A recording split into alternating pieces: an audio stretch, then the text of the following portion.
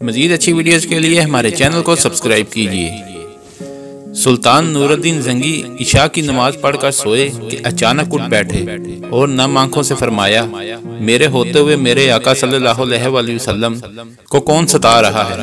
آپ اس خواب کے بارے میں سوچ رہے تھے جو مسلسل 3 دن سے انہیں آ رہا تھا، اور آج پھر چند لمحوں پہلے انہیں آیا، جس میں سرکار دو عالم صلی اللہ علیہ وسلم نے 2 افراد کی طرف اشارہ کر کے فرمایا کہ یہ مجھے ستا رہے ہیں۔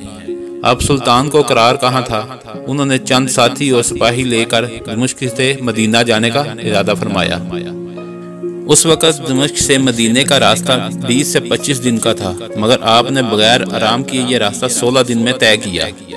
مدینے پہنچ کر آپ نے مدینے آنے وار جانے کے تمام راستے بند کروا دیے اور تمام حاس و عام کو اپنے ساتھ کھانے پر بلایا۔ اب لوگ آ رہے تھے اور جا رہے تھے، آپ ہر چہرہ دیکھتے مگر آپ کو وہ چہرہ نظر نہ آیا۔ اب سلطان کو فکر لاحق ہوئی اور آپ نے مدینے کے حاکم سے فرمایا کہ کیا کوئی ایسا ہے جو اس دعوت میں شریک نہیں؟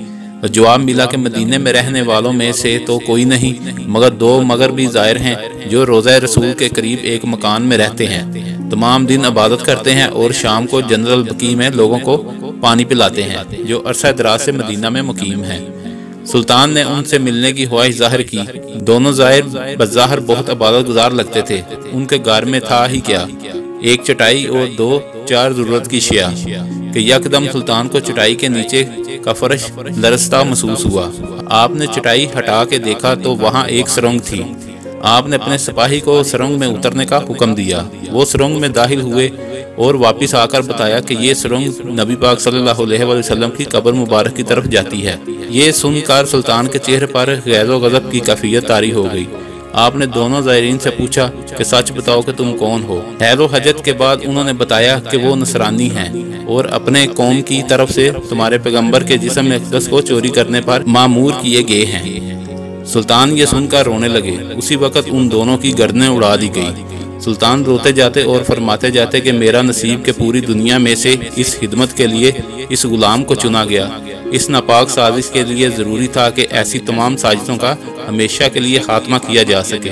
سلطان نے مامات بلا کر قبر اقدس کے چاروں طرف خندق کھدوانے کا حکم دیا، یہاں تک کہ پانی نکل آئے۔